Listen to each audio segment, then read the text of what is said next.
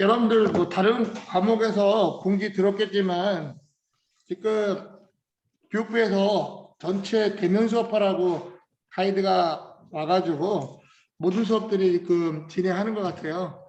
그래서 우리는 다음 주 중간고사 보고 그 다음 주부터 모이는 걸로 할게요. 알았죠?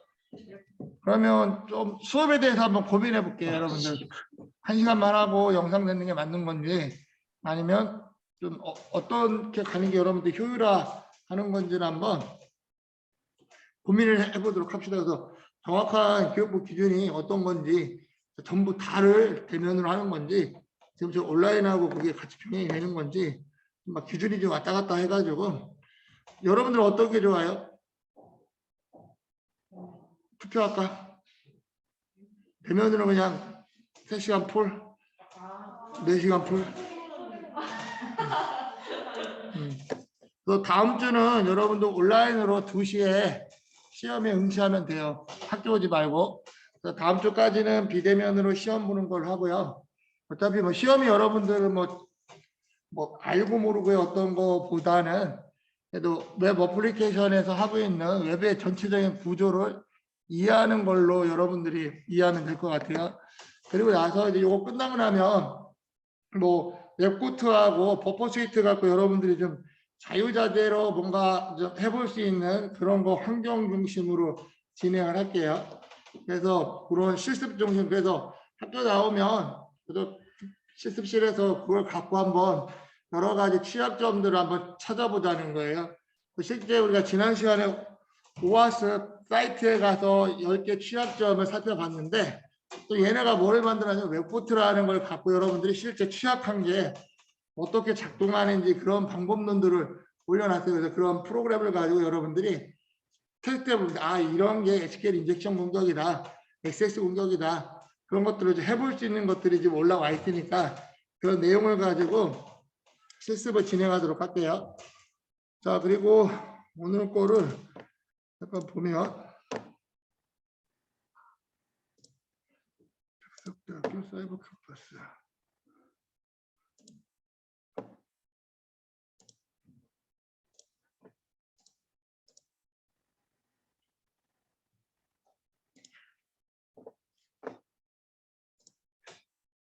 화면 공유를 일단 하고 여러분들 어딨냐 화면 공유.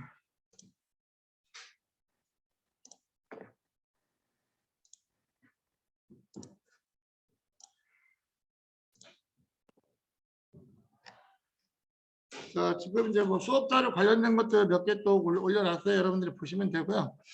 그리고 이제 여러분 중간 강의 평가 잘 봤는데 대부분 그래야지 콘텐츠가 너무 오래된 거 아니냐. 근데 오래됐는데 과거의 어떤 교과 내용들, 지금 이제 새로 나온 인터랙팅 책은 그런 내용들이 거의 없어요.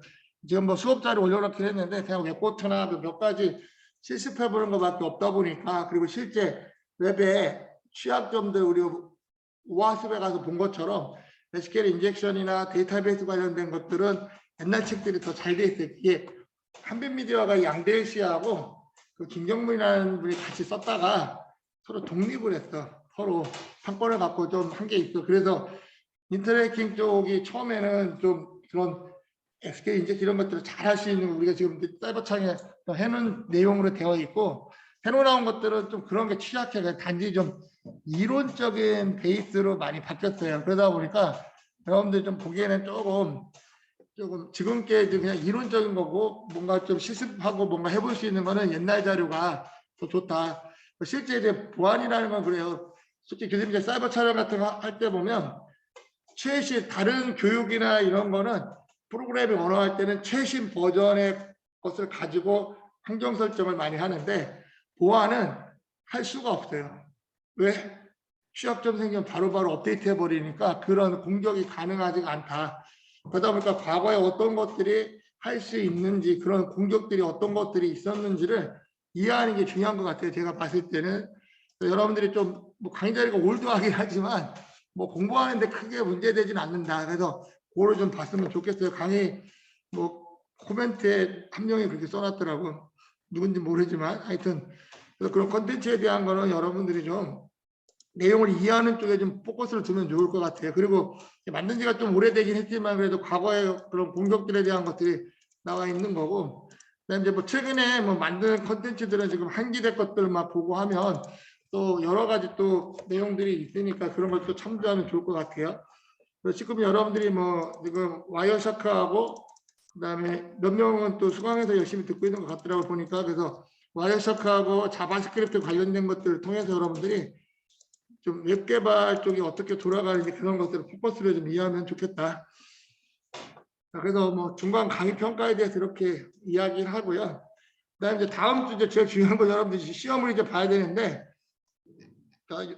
거의 10문제 그대로 똑같이 내요. 그러니까 뭐 시험이라는 생각보다는 여러분들이 한번 그냥 정리를 했으면 좋겠어.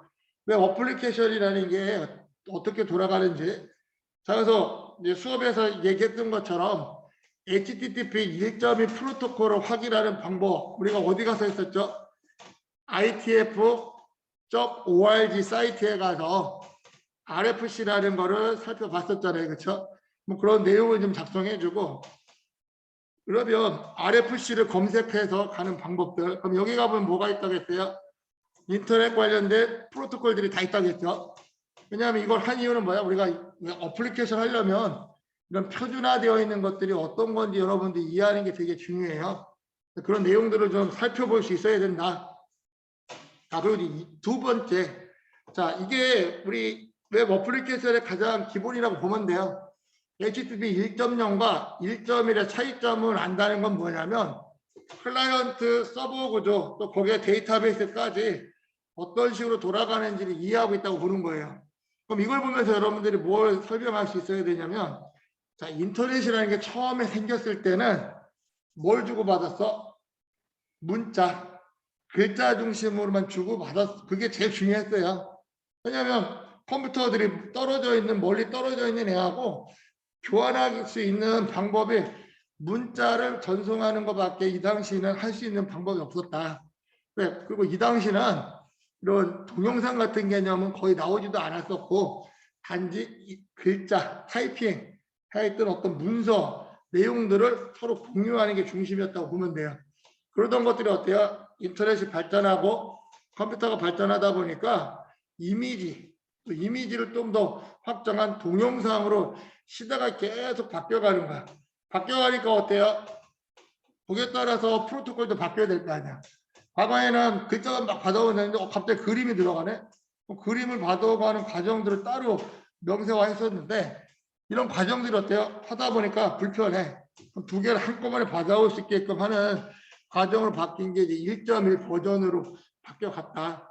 근데 이때 여러분들도 알아야 될 게 뭐냐면 인터넷 구조는 클라이언트가 있으면 항상 어때요? 서버를 통해서 요청한단 말이야. 리퀘스트. 요청할 때는 어때요? 방법이 여러 가지가 있다. 겟 방식, 뭐 포스트 방식, 헤드 뭐 여러 가지가 많이 있는데 그럼 방법이 뭔지를 여러분들 이해하면 좋아요. 웹 프로그래밍 여러분들 배우면 프로그래밍 할 때도 이 메소드를 지정하도록 돼 있어. 프로그램 상에서. 그러면 그 프로그램을 통해서 메소드를 갖고 하면 겟 방식, 포스트든 헤드를 갖고 하면 클라이언트가 지금 여러분들 컴퓨터에서 서버한테 요청을 하게 되는 거죠. 그러면 서버에서는 어떻게 돼? 뭔가 패킷이 날라왔어. TCP/IP 동영상 봤죠? 뭐 패킷이 지금 막 네트워크 타고 쭉 가가지고 어때? 서버에 가서 거기서 주는 정보를 또 받아와야 돼. 그럼 뭐야? 서버가 뭐를 하는 거야? 리스폰스를 응답해 주는 거야. 그래서 인터넷 구조는 어때요? 요청하면 응답해 주는, 그래서 리퀘스트 리스폰스 구조라고 해요. 이런 것들이 가능했던 건 뭐예요? 네트워크에서 사용하고 있는 TCP 프로토콜들, 그다음 신뢰성을 주는 막 이런 네트워크의 기본 개념들이 적용이 돼가지고 IP 같은 네트워크 기술들이 적용이 되다 보니까 실제 응용해서 쓸 수 있는 방법들이 가능해졌다. 그런 것들을 만들어간다고 보면 돼요. 그래서 응답할 때는 그냥 응답이 된 걸로 보는 게 아니라 상태 코드를 나눈다고 했죠. 그렇죠? 또 정상적으로 오게 되면 숫자가 뭐야? 2005K가 찍히는 거예요. 그 다음에 500번대가 찍히면 서버에 문제가 발생하는 거. 내가 요청을 했는데 서버에서 정상적으로 처리가 안 돼. 500번대 메시지를 날려보내는 거야. 그 환경 상태를.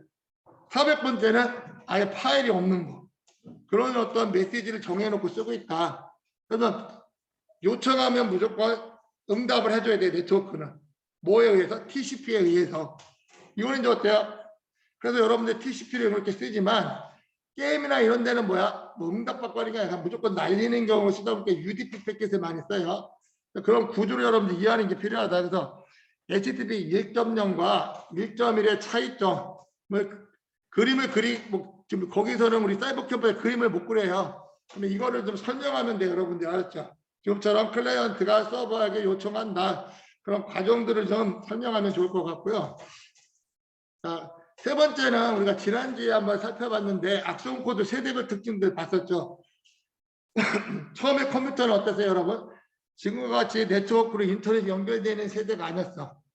교수님이 초등학교 때 처음으로 PC를 봤는데 그때 너구리라는 게임이 있었거든요. 그러니까 지금 같은 이런 컴퓨터가 아니야. 그때는 컴퓨터 키려면 5.25인치 플로피 디스크를 넣어야 컴퓨터가 부팅이 됐어. 부팅이 되고 나서 처음 한 게 뭐냐면 너구리 게임. 뭐 그때 당시 게임 만든 게 그런 게임에 뭐 여러분 너구리 게임가 뭔지 모르겠지만 뭐 가시 같은 게서 뭐 넘어가고 막 하는 그런 게임이 되게 신기했어요. 초등학교 때니까 몇 년도야? 거의 한 80년대 후반? 그때 컴퓨터는 그랬어. 그 다음 조금 좋아진 게 이제 제가 92년도에 이제 대학에 가서 컴퓨터를 산 게 그 당시 이제 586 컴퓨터 처음 산 거예요. 그때는 이제 달라졌어. 윈도우즈 운영체제가 나와가지고 달라졌어. 윈도우즈 운영체제를 쓰다 보니까 근데 92년도에는 윈도우즈 운영체제라기보다는 도스를 갖고 부팅해서 쓰는데 윈도우즈 3.2 지금 윈도우즈가 비교도 안 되고 뭔가 이미지가 있긴 있는데 좀 그리고 공포의 파란 화면들 막 나오면서 했어.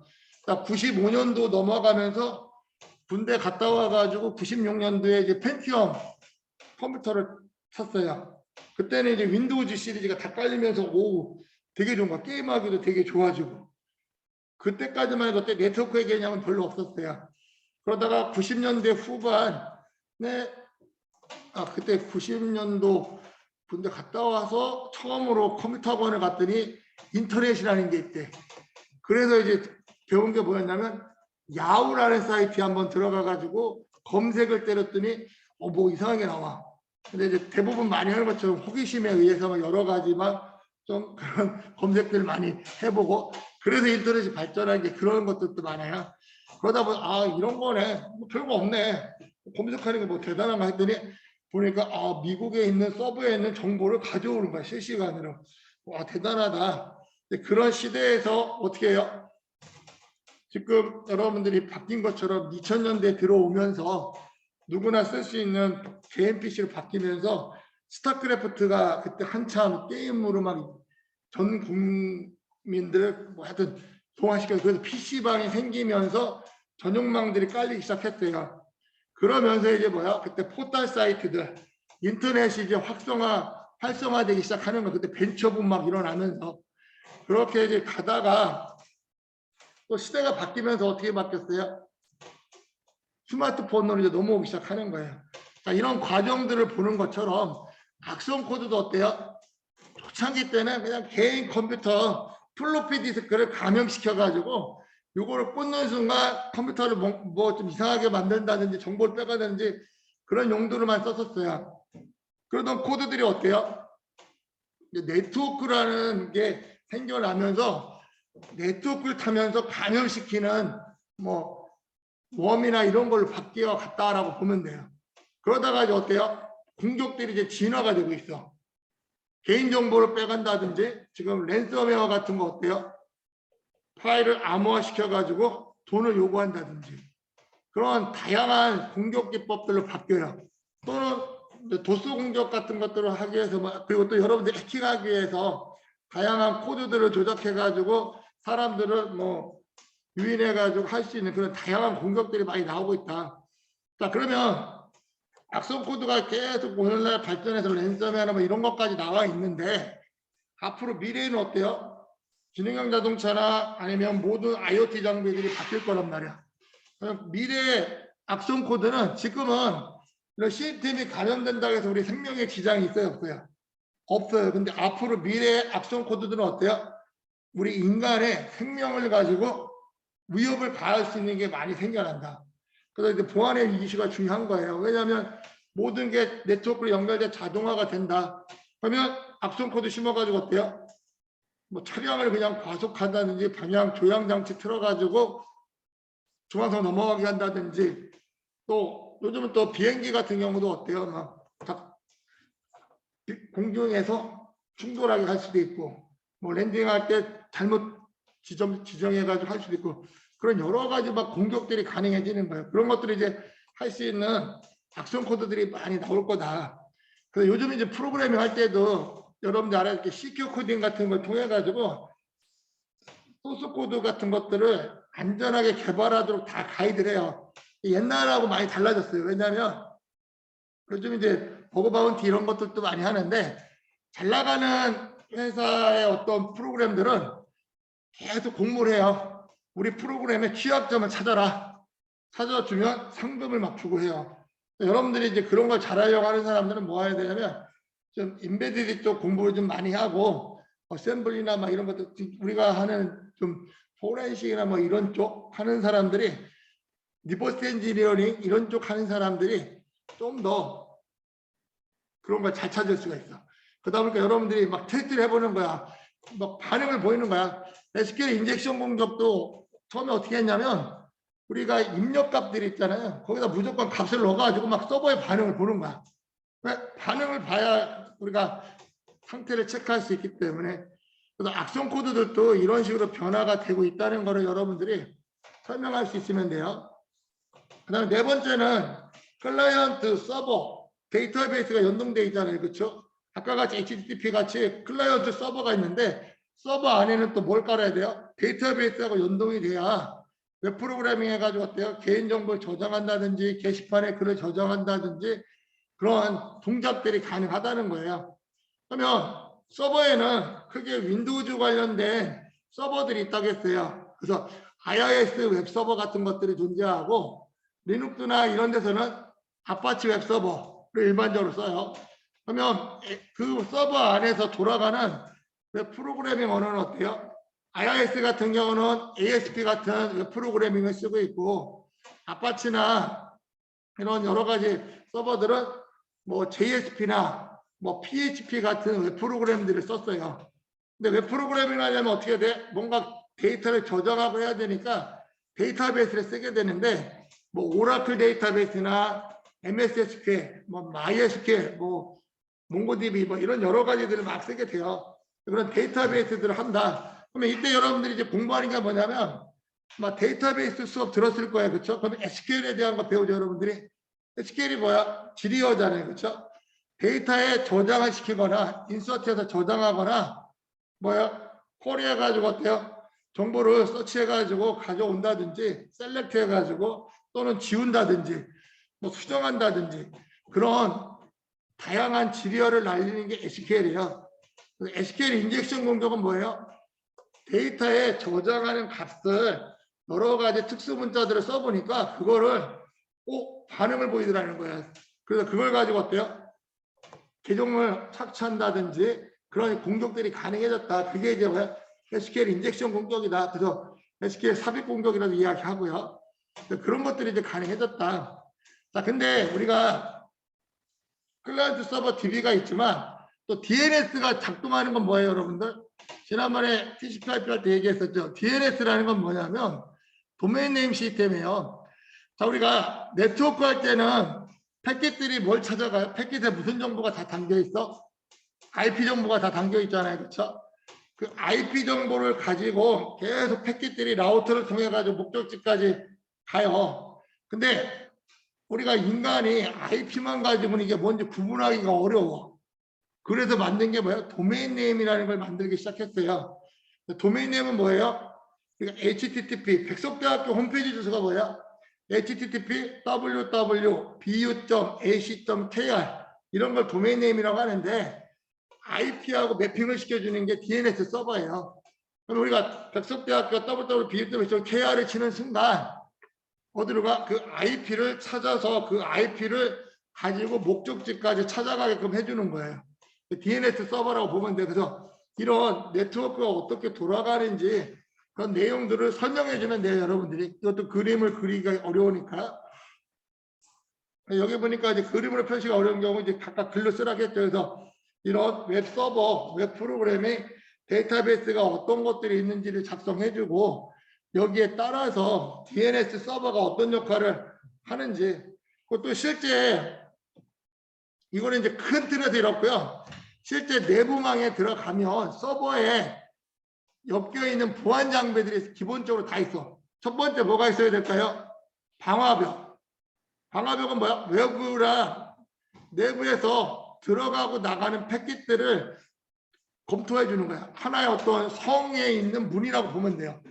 그 문이 열려 있는 걸 갖고 우리가 포트를 지정해 주는 거야. 80 포트는 뭐야? 웹서버. 21번은 뭐 FTP 서버, 뭐 SMTP, 뭐 메일, 뭐 이런 것들에 대한 포트가 존재해요. 그러면 정책을 세워놓는 거야. 지금부터 들어오는 모든 포트를 다 막는다. 그럼 어때요? 방화벽 정책에서 다 막는다고 표시해 주면 돼요. 그럼 들어오고 나가는 게 통제가 되겠죠? 망분리 할 때 그렇게 하는 거예요. 그러면서 어떤 포트를 열어주고 싶어. 그러면 어때요? 정책에 들어가서 80 포트를 오픈시켜줘. 나가는 건 어때요? 못 나게 만든다지. 그런 어떤 정책들을 수립을 한다. 그런 정책 수립을 해가지고 방화벽에서 설정해 주면 돼요. 자, 그 다음에 이제 방화벽에 있으면 또 뭐가 있어요? 와프 같은 것들.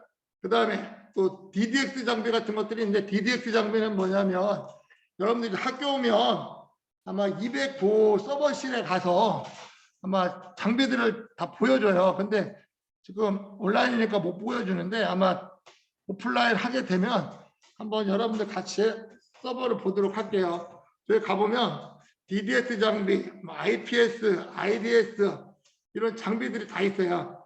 그러면 렉에 엮여가지고 그것들 어때요? 타고 다 감지하는 거야. 에이전트가 깔려가지고. 그게 이제 여러분들 지금 보안 운영 관리는 안 듣죠. 정보 관리측에 듣는 사람들은 보안 운영 관리 한기대 거 듣고 있는데 거기에는 이제 와프보 이런 장비를 쓰는 게 나와요. 그런 작동 방법을 여러분들 이해하면 된다. 보안 장비들이 붙어가지고 쓴다. 그리고 또 큰 기업들은 실제 서버를 보호하기 위해서 많은 보안 장비들이 붙어 있어요. 뭐 웹코트부터 시작해가지고 막 장비들이 되게 많이 붙는데 그런 장비들은 대부분 리눅스 기반으로 많이 되어 있기 때문에 여러분들이 리눅스 사용법은 잘 다룰 줄 알아야 돼. 기본적인 것들은요. 왜냐하면 서버들이나 이런 보안 장비 다 그렇게 되어 있다. 그래서 4번까지는 그런 내용들을 여러분들이 정리하면 되고 5번은 자격증 제가 쭉 설명했죠. 첫 번째 뭐부터 따라? 정보 처리부터 따라 무조건. 그게 여러분들 나중에 프로젝트 참여하고 할 때 가점을 받고 막 하기 때문에 정보 처리 있는 사람을 되게 선호한다. 자, 정보 처리 따고 기회가 되면 보안 자격증을 따는데 보안 기사는 조금 어려워요. 필기는 좀 붙을 수 있을 거야. 근데 실기를 여러분들 실무적인 거를 해야 돼요. 근데 이것도 내가 취약점 점검하고 하는 주요 기반 시설들 뭐 하는 파일을 공유해 줄 거예요. 거기에 보면 서버 설정 어떻게 하고 뭐 하는 그런 내용들이 한 500페이지인가 막 그게 나와 있어. 그런 거를 여러분들 다 할 수 있으면 돼. 그러니까 실기를 볼 때는 실제 장비를 내가 어떤 환경에서 조치할 수 있는지 그런 것들을 많이 물어봐요. 그래서 그 자료를 내가 공유해 줄 테니까 원래는 정보보호 관리책에서 하는 건데 같이 여러분들한테도 공유해 줄게요. 뭐 같은 수업 듣는 사람들은 뭐 2개의 자료가 같은 거라고 보면 될 것 같고 그런 걸 통해 가지고 여러분들이 정보보안 기사는 그 정도까지 할 수 있어야 된다.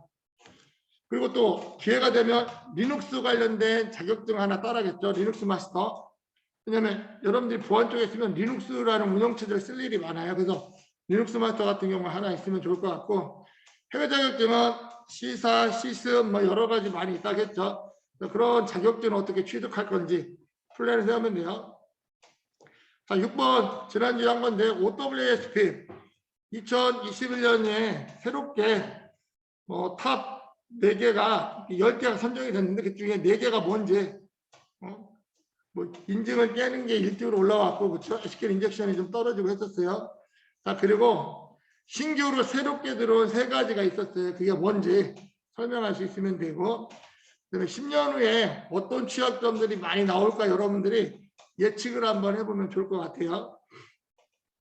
자, 그리고 이제 오늘 여러분들과 또 알려줄 게 뭐냐면, 지난번에 해킹 영상들을 보여주긴 했지만 오늘 해킹에 이해해가지고 해킹 4단계 이따가 파워포인트 보면서 설명할게요. 오늘 여기까지만 할 거예요. 그리고 구글 검색 엔진을 통해서 정보 수집하는 방법 4가지에 대해서 설명을 할 거예요. 오늘 이 2가지를 설명하면 여러분들이 다음 주 시험 볼 때 작성하면 돼요. 요거는 이따 수업 시간에 또 할 거고요. 버퍼 스위트가 뭔지는 다 알죠, 그쵸? 버퍼 스위트 통해서 여러분들이 뭐 인터셉트하고 뭔가 가로채가지고 보내고 막 그런 많은 기능들이 있어요. 그걸 다 모르지만 주요 기능들 몇 가지. 그래서 실제 여러분들 이미지 한번 바꿔보라고 했는데 해봤나요? 성공 못했어? 그럼 요거는 나중에 여러분들하고 다시 한번 우리가 레포트 하면서 그냥 버퍼 스위트로 여러분들이 자유자재를 다룰 수 있게끔 트레이닝을 좀 시킬 거예요. 그때 다시 한번 살펴보도록 할게요. 그래서 일단 어떤 기능들이 있는지 그래서 프록시 서버에 잡아놓고 프록시 서버에서 보내면 돼. 그냥 이미지 주소를 예를 들면 뭐 네이버의 이미지를 다음의 이미지로 바꾸고 싶다. 그러면 다음에 이미지에 가서 오른쪽 마우스 누르면 주소 정보가 나와요. 그렇죠? 복사해가지고 어떻게 다음에 네이버에 있는 주소의 이미지를 찾는 거야. 그럼 그 부분을 가지고 어때요? 바꿔가지고 전달시켜버리면 돼. 그럼 프록시에서 바뀌어요. 그러면 화면을 띄워보면 웹브라우저에 네이버 로고 대신 다음 로고가 나와요. 뭐 그런 식으로 이제 인서셉트 해가지고 보내는 걸 해보라는 건데 이거는 크게 어렵진 않아요, 여러분들. 그래서 실제 네이버를 해킹하는 게 아니라 프록시에 있는 정보를 바꾸는 건데 그 정보가 바뀌는 거가 해킹의 원리다. 그 메시지 주고받고 하는 거에 대한 거를 한번 또 살펴보도록 할게요. 그런 내용들을 간단하게 작성해 주면 돼요. 그다음에 이제 블록체인에 대한 개념. 그래서 블록체인이 뭔지 설명했었죠. 그렇죠? 분산 원장들로 구성되어 있다. 근데 블록체인도 여러분들 잘 알아야 될 게 뭐냐면 원래는 각각 분산 환경에서 고유의 블록들을 만들어 가지고 독립적으로 가요. 우리가 일반적으로 퍼블릭 블록체인이라고 이야기를 하는데 실제 아까 같이 중앙에 서버가 있고 서버를 통해서 클라이언트들이 붙는 구조, 중앙관리적인 구조를 또 가요. 블록체인이.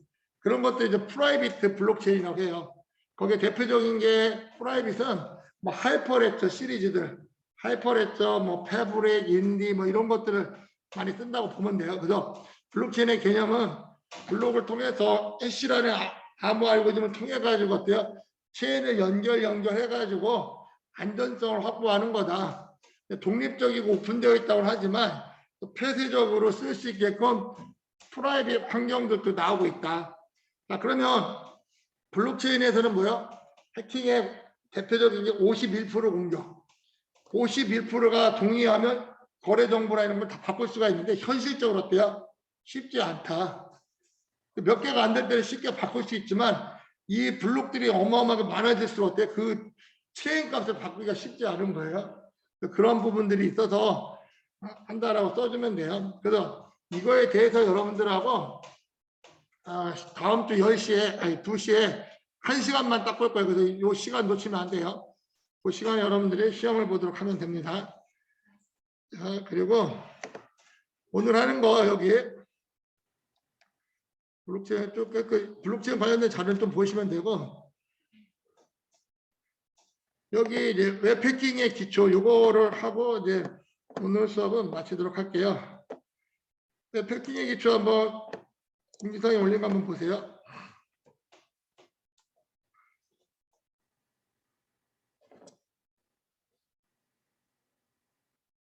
자, 국내 이제 해커의 역사들을 보게 되면 86년에 막 뭐 유니크라는 해커부터 시작했다 뭐 이런 뭐 과거에 뭐 이런 것들이 있다라는 걸 그냥 역사만 알고 있으면 돼요. 뭐 크게 중요하진 않아요. 그래서 옛날부터 해킹하려는 어떤 의도는 많았다. 해킹이라는 건 우리가 알고 있는 것처럼 어떤 취약한 부분을 찾아가지고 시스템의 정보를 획득하거나 권한을 획득하는 그런 일련의 여러 가지 과정을 해킹이라고 이야기한다. 자, 여기서 보면 뭐 1세대 해커들은 그냥 좀 그래. 요즘도 이제 이런 해커들을 채용하는 회사들이 많아서 어떤 쪽으로 취업 그 컨설팅 트랙으로. 컨설팅 뭐야? 어떤 시스템에 문제 있나 없나 막 체크하는 애들이야. 그런 것들을 하기 위한 회사들이 좀 많이 생겨나고 있어요. 컨설팅 업체들이. 여러분들이 좀 해킹에 대한 공부를 하려면 기존에 많이 나와 있는 기출문제들 한번 보세요. 그러면 거기 뭐 어떻게 취약점을 찾아가지고 타고 들어가고 하는 뭐 그런 문제 해설이나 이런 것들이 좀 많이 나와 있으니까 그런 거 보면 좋을 것 같고요. 자, 그래서 여기 보면 웹패킹이 이제 발전한 과정이 아까 뭐 방화벽이 있다고 했었잖아요. 자, 옛날에는 아무것도 없이 그냥 이렇게 도심이 구성되어 있어. 그러니까 어때요? 각각 뭐 도둑도 많이 들고 막 여러 가지 문제점들이 발생하는 거야. 그러다 보니까 어때요? 안 되겠다. 이런 것들을 해결할 수 있는 방법이 뭐가 있을까? 근데 사람들이 고민하기 시작하는 거야. 지금은 근데 옆에 답이 나와 있죠. 뭐를 쳤어요? 담을 치고 출입할 수 있는 문을 하나 만들어 놨잖아요. 자, 그러면 생각해봐요. 왼쪽에 있는 그림은 뭐예요, 여러분? 그냥 일반적인 도시를 이렇게 만들었는데 계속 문제가 생기는 거야. 도둑도 들고 뭐 관리도 안 돼. 사람들이 아이디어를 내는 거 어떻게 하면 여기를 관리할 수 있을까? 많은 방법들이 있겠죠, 그렇죠? 그 중에 어때? 과거부터 어떻게 해왔는지를 고민해 보는 거야. 아, 봤더니 담을 쌓고 중앙에서 통제하는 문이 있으면 관리가 좀 더 수월하겠네. 그런 개념을 갖고 어때요? 성을 만들기 시작한 거예요. 외부의 침략으로부터 보호하고 어때요? 하고 성이 만들어졌잖아요, 그렇죠? 그럼 이런 걸 가지고 이제 뭐를 하는 거야? 인터넷이라는 새로운 개념이 나왔을 때 회사에도 어때요? 서버 막 옛날에는 이런 보안 장비 없을 때 서버 딸랑 만들어 놓고 거기다 프로그램에서 올려놔. 그러면 어때요? 해커도 바로 뚫고 들어올 수 있잖아요. 그렇죠? 그러니까 어때요? 지금처럼 똑같이 담이 없는 상황을 생각하니까 그러면 담처럼 뭔가 출입을 통제할 수 있는 게 뭐가 있을까? 네트워크 앞단에다 뭘 만들어 놓는 거야? 문을 하나 만드는 거야. 그게 방화되는 거야. 그런 개념으로 시작하는 거야. 보안 장비들이 다 그렇게 나온 거예요. 그러니까 우리가 뭐 장비가 나오는 거는 뭐 새로운 거 막 뚝 따로지는 게 아니라 기존에 어떤 문제점이 생겼어. 그런 문제를 해결하기 위해서 뭐 우리가 생활에서 적응했던 여러 가지 방법론을 갖다가 적용해서 만드는 거예요. 그런 것들이 이제 장비로 나오기 시작하는 거예요. 보안 장비들도 그래요. 그냥 막 만드는 게 아니라 과거에 아니면 우리가 일상에 쓰고 있는 어떤 방법론을 가지고 만들기 시작한다. 그래서 어때요? 방화복이라는 걸 앞에 딱 세워놓으니까 안에 있는 놈들을 보호하게 되는 거야. 근데 이걸로 끝나는 게 아니야. 자, 그러면 또 필요한 게 뭐예요? 자, 성을 만들었지만 이 안에 나쁜 짓을 하는 놈이 생긴 거야. 나쁜 짓을 하는 놈이 어떤 놈인지 감시를 해야 되는데 어떻게 해야 돼? 그런 보안 장비가 필요하겠죠. 내부에 이상한 놈이 있나 없나 해야 돼. 그건 뭐야? 진입 탐지, 진입 차단 이런 프로그램들 IPS, IDS 같은 장비들이 필요하게 된 거야. 회사에 망이 딱 깔려 있는데 안에서 이상한 짓 하는 놈이 있어 갑자기. 인사팀에 있는 컴퓨터에서 갑자기 막 프로그램이 막 돌아가. 그럼 뭐가 문제 있잖아요, 그렇죠? 그런 것들을 감지하는 거, 진입 탐지 시스템들, IDS 같은 것들이 필요한 거. 그러면 이 성 내부에서 어때요? 이상한 짓거리가 일어나는 체크를 해야 될 거 아니야, 그렇죠? 그러면 우리 같은 경우 지금 뭐를 설치해놨어요? 도시에는 범죄율이 급격하게 준 건 뭐 때문에 준 거야? CCTV. CCTV 있으니까 나쁜 짓을 못 하잖아, 그렇죠? 그렇잖아. 나쁜 짓 하려고 해도 어때요? CCTV 있으니까 나쁜 짓을 못 해. 왜? 찍히면 자기 잡혀가는 거 아니까. 그럼 어때요? 이런 역할처럼 아예 방어를 해버리는 거야. 그게 뭐야? 진입 차단 시스템. 그 개념을 굳이 설명하자면. 그렇죠? 그 다음에 이 안에 들어오는 놈들이 패킷들이 진짜 괜찮은지 안 되는지 확인을 해야 돼. 그리고 자, 그러면 보세요. 여기에 이제 출입문이 하나 있어. 하나 있는데 여기에 갑자기 뭔가 엄청난 무리가 막 와가지고 갑자기 막 이 성을 들어오려고 해. 그럼 막 뭐가 로드가 걸리겠죠. 정상적인 업무가 돼야 안 돼요. 왜냐면 이 성문을 통해서 뭐가 돼야 돼? 물류도 왔다 갔다 해야 되는데 갑자기 막 떼거지로 막 몇천 명이 그냥 앞에 서버렸어. 그러면 마비될 거 아니야, 그렇죠? 그런 개념으로 공격하는 게 뭐야? 도스 공격. 패킷들은 어때? 한걸 확 날려버리는 것 어때? 서버가 작동해야 하네. 못하는 거. 근데 서버가 막가게 하는 건 뭐가 있어요? 한걸 패킷을 날려가지고 싱크 플로딩하는 방법도 있지만 또 TCP의 원리를 이용하는 거야. TCP는 뭐야? 시퀀스 넘버를 갖고 순차적으로 보내야 돼. 이거 조작해버려. 조작하면 어떻게 돼요? 서버가 감지를 못해. 계속 핑퐁 치는 거 왔다 갔다 하는 거야. 뭔가 와야 되는데 못 오니까 계속 웨이팅해. 그것도 어때요? 도스 공격이야. 도스 공격은 뭐야? 서비스를 거부하는 공격이 도스예요. 그러니까 그런 공격들이 계속 발생하는 거예요. 그때마다 우리는 뭐예요? 어떤 새로운 원리를 갖고 방어하고 뭔가 탐지하고 이런 기법들을 갖고 만들어내는 거예요. 지금은 보안 장비들도 어때요, 얘들아? 빅데이터 갖고 많이 하죠, 그렇죠? 빅데이터 하는 건 뭐예요? 수많은 데이터를 수집해서 정형화되어 있는 체계를 도출해내는 거야. 그 정형화된 체계에서 이걸 벗어나는 놈이 있어. 그럼 얘는 뭐야? 나쁜 짓 하는 놈이야. 그게 뭐야? 이상 탐지. 별거 아니에요. 자, 바이러스 프로그램 어떻게 만들어요, 여러분들? 백신들. 시스템의 정상적인 상태가 있어. 여기서 갑자기 이상한 행동을 해. 혹은 그건 뭐야? 시스템을 뭔가 변경하거나 뭘 하잖아. 그런 놈들 다 감지해내는 거야, 프로그램으로. 그게 뭐야? 백신이야. 근데 그 악성 코드가 들어와서 뭐 하려면 어때? 조치하고 복구하고. 요즘 이제 또 교수님이 아는 회사 많이 추천하고 있는 학생들, 지금 좀 이따 교수님이 이제 실험실 창업하려고 하는 게 있는데 어떤 솔루션이냐면 센트리온넬이라고 있는데 랜섬웨어 공격이 심하잖아요. 그렇죠? 랜섬웨어를 탐지하는 거야. 클라우드로. 그러면 탐지해. 뭐 그러면 탐지하면 어때? 멈추게 만들어. 그 랜섬웨어를. 만약에 랜섬웨어 감염이 돼서 복구를 못하더라도 어때요? 클라우드 자동 백업을 해놔가지고 복구를 바로 시켜주는 거야. 실시간으로. 그런 솔루션들도 지금 만들어지고 있어요. 그게 지금 보안업계 뭐 원격관제 쪽에서 지금 1위라고 하더라고요. 그래서 그런 쪽 어떤 솔루션들을 좀 활용을 하려고 해요, 교수님이. 그런 쪽, 그래서 여러분들 그런 뭐 회사에 관심 있으면 저한테 연락드리면 제가 취업 말씀할게요. 자, 그래서 이 개념만 가지고도 우리가 보안으로 적용할 수 있는 게 많은 거예요. 꼭 보안뿐만 아니에요. 여러분들이 개발을 한다든지 뭔가 할 때는 이런 방법론을 갖다 쓰는 게 되게 많아요. 자, 그래서 포트라는 건 뭐예요? 방화벽은 이 포트 항구처럼 항구를 통해서 물건들이 들어오고 나가잖아요. 그때 배로. 거기에 있는 놈을 통제하면 어때요? 관리가 되는 거예요. 그래서 방화벽은 이런 포트를 갖고 한다. 자, 이제 시험 문제 나온 거 이거요. 시스템에 공격하기 위한 해킹 과정. 처음엔 뭐야? 공격 대상 선정보다는 선정이 됐어. 그럼 뭐야? 정보 수집 1단계. 그다음 뭐야? 정보를 수집한다는 건 뭐야? 취약한 놈을 찾기 위해서 정보를 수집하는 거예요. 자, 그럼 예를 들면, 자, 우리 영화 같은 데 보면 은행 털인 장면들이 많이 나와요. 그렇죠? 그러면 걔들이 항상 하는 게 뭐야? 먼저 가서 한번 쭉 살펴봐. 그렇죠? CCTV가 어디에 있고, 경비원이 근무를 어떻게 하고, 또 뭐를 구해 또?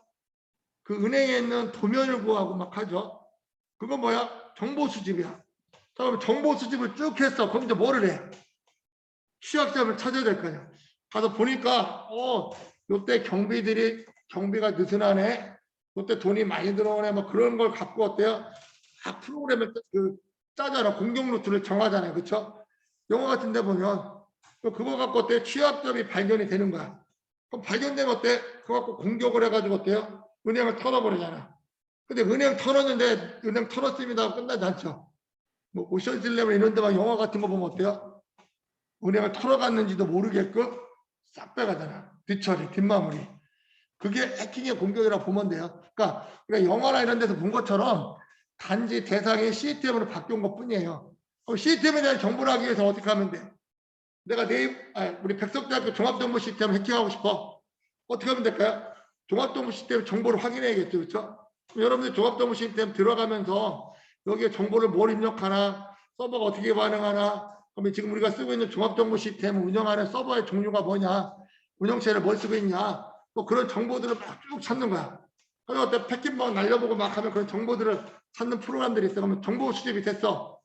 그러면 지금 실제 서버가 학술 정보가 6층에 있네. 학술 6층에 갔더니 전산실 들어가려니까 지문 인증도 하고 카드도 인증하네. 쭉 봤어. 근데 어느 순간 보니까 지문 인증도 안 하고 문을 그냥 열어놓는 경우도 있네. 그러면 그럼 들어갈 수 있는 타이밍이 생기는 거잖아요. 그렇죠? 물리적인 부분. 그러면 잘 봤다가 사람들이 왔다 갔다 하는 시간 잘 보고 비어있는 시간이 있다. 그럼 어때요? 그 특정 시간을 노리는 거야. 그리고 또 이제 어때요? 사전 점검을 또 가야 될 거예요. 전산실 안에만 들어가면 되는 게 아니잖아요. 전산실 안에 서버가 있는 데까지 들어가야 돼요. 서버까지 들어가려면 어떤 절차가 있는지 확인을 해가지고 어때요? 막 하는 거야. 근데 영화 같은 데 보면 항상 뭐가 꼭 있어요, 얘들아. 누군가를 매수하지. 매수할 때 돈으로 매수하거나 또 그 사람의 취약한 부분을 찾아가지고 협박을 해가지고 어때요? 동조하게끔 만들잖아요. 그런 과정들. 그래서 그런 것조차도 어때요? 취약점을 분석하는 과정이라고 보면 돼요. 자, 그러면 시스템도 똑같아. 그렇게 시스템에 대한 걸 정보를 수집하고 보다 보면 운영체제 뭐 쓰고 네트워크망이 뭐고 주변 IP 어떤 것들이 있고 근데 서버에 대한 보안을 철저히 할 거야. 왜? 그러다 보니까 이제 서버의 IP를 찾아내. 그리고 주변에 있는 장비들을 뚝뚝 서칭해서 또 찾아. 서버에 직접 뚫기 힘드니까 어때요? 주변의 장비들을 공격해. 주변 장비를 공격해가지고 어때요? 그거 타고 들어가면 쉬워. 직접 뚫는 것보다. 뭐 그런 우회 공격들도 많이 이루어진다. 그래서 해킹의 4단계는 이 내용들을 써주면 돼. 정보 수집, 취약점 분석, 공격하고 어때요? 흔적 제거를 하는 게 일반적 해킹의 공격이다. 이걸 뭘로 설명하라고? 우리 학교 종합정보 시스템 해킹한다고 가정해서 이 절차 단계를 한번 설명해봐라. 할 수 있겠죠? 어려운 거 없죠? 자, 그래서 공격 대상은 여러분들 어떤 거를 할 건지에 대한 거를 찾으면 그래서 도메인 검색이나 뭐 이런 거 해가지고 IP 찾아내고 막 하면 돼요. 정보 수집 아까 같이 어때요? 다양한 서버의 어떤 정보들을 확인하는 거예요. 자, 그리고 이때 자동화 도구들이 요즘 잘 돼 있어서요. 쫙 그냥 정보 웬만한 거 다 수집해와. 요즘 툴들이 워낙 좋은 게 많아요. 그리고 실제 컨설팅 업체들 가면 이런 툴들을 자기들이 만들어서 하고 있고 스크립트도 해요. 정보보관리 측에서는 이제 각 PC를 이제 컨설팅하기 위해서 점검하는 것들이 있는데 그런 어떤 과정들을 통해서 한다. 스크립트 같은 것들을 통해서. 자, 그리고 실제 이제 이런 자동화 툴이나 웹사이트 탐색 분석 도구들을 통해서 하다 보면 문제점들이 쭉 확인이 된다. 버퍼 스위트 갖고 실행하는 거 여러분 버퍼 스위트라고 해보고 자, 이 버퍼 스위트도 할 때 프록시 설정을 일반적으로 해줘요. 네? 프록시에서 잡아놓고 패킷들을 막 보내기 하기 위해서 한다라고 보면 돼요. 그래서 새로 고침을 하면 되고요. 자, 그래서 우리가 버퍼 스위트 다운받아 설치하면 여기 가보면 자, 여기에 인터셉트 프록시에 가보면 인터셉트 탭이 있고 인터셉트 이제 온을 클릭하면 어때요? 인터셉트 시작하는 거야. 오프하면 안 하는 거 그냥 클릭할 거 만들어주는 거야. 그러면서 스파이더 탭을 클릭해서 들어가 보게 되면 이런 화면들이 나와요. 다음에 스파이더 탭에서 자 스파이더 퓨즈를 클릭하면 어때요? 스파이더가 실행이 되고 리퀴트 메디와 바이트 트랜스퍼가 증가하면서 웹사이트 정보를 하나씩 단계별로 불러와 패킷들을 저장해서 보여주게끔 하는 거예요. 그래서 타겟에 대한 탭을 가보면 실제 여기 디렉터리 구조들이 쭉 나오죠. 왼쪽에 있는 것처럼 그 HTML 소스 코드들도 다 볼 수 있어. 소스 코드로 본다는 건 뭐야? 얘가 어떻게 구성되어 있는지까지 다 나와요. 물론 HTML로 되어 있지는 않아. 소스 코드는. 소스 코드는 ASP나 JSP 같은 웹 프로그램을 되어 있어요. 근데 웹 프로그램을 하지만 웹 브라우저 보내줄 때는 다 HTML에 나오도록 되어 있어. 웹 프로그램 자체가 그래요. 서버 돌릴 때 그런 구조들이 나온다. 자, 그리고 또 브라우저 확장 기능을 또 이용해서 할 수 있어. 우리가 개발자 도구 한번 가보면 F11을 누르면 익스플로러나 크롬에서도 보면 개발자 도구가 있어요. 개발자 도구를 가지고도 우리가 웹사이트를 구석구석 살펴볼 수가 있어요. 그러니까 우리는 이 서버에 있는 정보를 어떻게든 하나라도 더 찾아내려고 노력하는 거야. 그런 방법론이야. 자, 그 다음 또 많이 하는 게 뭐냐면 구글 검색. 구글 검색도 여러분들 여기 있는 기능들을 다 쓸 수 있어야 돼. 이게 아까 몇 번째 문제였지? 8번 문제로 나와. 그러면 자 구글에서 사이트, 파일 타입, 링크, 표시, 뭐 인 URL 같은 거를 해가지고 어때요? 여러분들이 검색을 하는 거야. 그러면 그다음 사이트 co.kr 어드민하면 뭐야? co.kr로 들어가는 주소에서 어드민이라는 게 있으면 다 검색해 오라는 거예요. 한번 구글에서 한번 검색 한번 해볼래요, 여러분들? 이거 갖다 구글에서 한번 검색해 봐요. 구글에서 한번 검색해 볼까? 진짜 나오나? 자, 해가지고 어드민 한번 검색해 봐요. 어드민이 들어간 건 뭐야? 관리자 페이지죠? 자, 이거를 왜 들어가려고 해요, 여러분들? 이게 관리자 계정이야. 이거 뚫어보면 끝난 거야. 뭔 말 알겠죠? 파일명 전부 다 뭘로 한다고? 어드민을 한단 말이야. 이런 식으로 이제 찾는 거예요. 무슨 말 알겠죠? 어디 뭐 이런 데 보세요. 뭐 펜션 나라? 여기가 보니까 가맹점 관리실? 대부분 루트나 이런 거 쓸 거야. 그럼 그거 갖고 아이디 막 찾아보는 거예요. 그래서 이런 거를 갖고 정보 수집을 한다. 또 그다음 파일 타입은 뭐예요? 뭐 PPT나 뭐 한글, 뭐 PDF 파일 검색할 때 쓰는 것들이라고 특정 파일을 탐색할 때. 자, 링크는 자, 링크하고 코리아.kr이 들어가게끔 한번 쳐봐요. 구글에서. 뭐가 나와? 이 링크가 들어가 있는 코리아.kr이 들어가 있는 사이트들을 다 보여주는 거야. 검색해 볼까요? 자, 뭐 고려대학교부터 해가지고 뭐 쭉 다 나오죠. 자, 이 지금 코리아 이쪽에 고려대학교 사이트가 들어가 있는 놈은 다 나오는 거야. 어디에서 듣고 있는 거? 백석대학교 링크하고 있는 거 한번 찾아볼까? 비유로 한번 검색해봐요. 우리 백석대학교를 링크를 하고 있는 데가 어디냐? 백석대학교 대학원 교수 소개 뭐쭉 여동도가 다네. 뭐 이런 데 보니까 어때요? 하여튼 백석대학교 링크가 들어가 있는 놈들은 다 보여주는 거예요. 자, 이렇게 하는 방법이 있고. 시간이 다 됐네. 캐치도 마찬가지예요. 백업된 데이터를 볼 때 캐치 코렉터 이렇게 하려면 어때요? 백업된 데이터를 볼 수 있다. 인터이터는 다 디렉토리 데이터. 옛날에는 지금은 디렉토리 거의 안 돼요. 옛날에는 근데 디렉토리 된 건 뭐냐? 서버에 딱 클릭했는데 파일 그룹들이 다 보여. 디렉토리가 찾아가면 다 다운받을 수 있어. 그게 이제 디렉토리 리팅 공격이에요. 이런 것들 요즘은 최근에 좀 거의 다 막아놨다. 서버에서. 자, 인 URL 뭐야? 사이트와 유사하지만 특정 URL만 검색하도록 한다. 이런 것들이 이제 안 되게 하려면 이렇게 디스얼라우 해가지고 어드민 해주면 검색 안 하게끔 되어 있어요. 이런 거 설정해줘야 된다. 자, 그 다음에 스캐닝 정보 툴들은 빅토나 이런 장비들이 있어요. 이런 걸 갖고 어때요? 체크하는 거야. OWASP는 지난 시간에 했었잖아요. 그쵸? 어떤 것들이 있는지 여러분들 쭉 보고 이제 이거는 이제 2017년 버전이니까 21년도 버전 갖고 하면 돼요.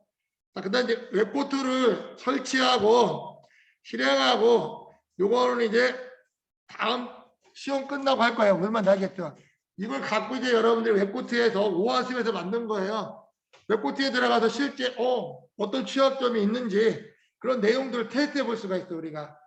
그래서 이제 남은 시간 여러분들하고 버퍼 시트를 갖고 자유자재를 여러분들 인터셉트하고 뭐 패킷 분석하고 뭐 그런 것들을 하는 과정을 좀 더 심도 있게 할 거고요. 또 웹코트를 갖고 우리가 이제 앞으로 배워야 돼. 뭐 계정부터 뭐 인증 접근 제어 뭐 이런 것들 취약한 것들 오아스에 있는 것들 다 있어. 그거에 대한 것들 한번 체크해 보도록 할게요. 그리고 수업은 제가 일단 다음 주까지는 온라인 시험을 봐요. 알았죠? 그 다음 주부터는 아마 우리도 거의 대부분 대면으로 가야 될 것 같아요. 그래서 여러분들 힘들겠지만 내 수업만 대면하는 게 아니라 다른 수업들도 다 나올 거야 아마. 그러니까 좀 한번 얼굴 좀 봅시다. 얼굴 보고 하는 게 더 좋은 것 같아 교수님 봐서는. 그러면 뭐 강의 컨텐츠 뭐 오래됐다고 뭐라고 안 하겠어, 그렇지? 그래서 실제 여러분들하고 같이 수업하면서 여러 가지 뭐 조별 액션 플랜 하고 뭐 하면 또 재밌는 것 같아 제가 봐서는. 그래서 좀 힘들겠지만 여러분들 하여튼 다음 주 시험 잘 보고 가능하면 다다음 주에는 여러분들이 학교에 나오는 걸로 할게요. 그래서 그때 좀 힘들겠지만 나오고 뭔가 코로나가 걸렸다든지 뭔가 힘든 사람들은 좀 상황을 봅시다. 알았죠?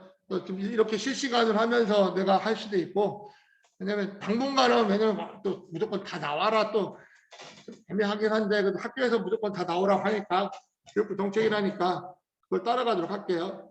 물론 이제 여러분들이 이 온라인에 적응돼 있어서 학교 오는 게 싫을 수도 있어요. 요즘 직장인들이 그렇대요. 재택근무하다가 회사 나오라니까 회사 그만두는 사람들이 많대.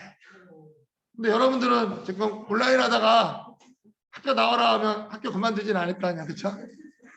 근데 그 방법을 한번 좀 지혜를 한번 모아보자고요, 우리. 자, 그래서 여러분들 오늘 수업은 여기까지 하고요. 혹시 여러분들 수업 관련해서 뭐 질문사항이나 시험 관련 질문사항 있어요? 시험은 하여튼 온라인으로 봅니다, 우리.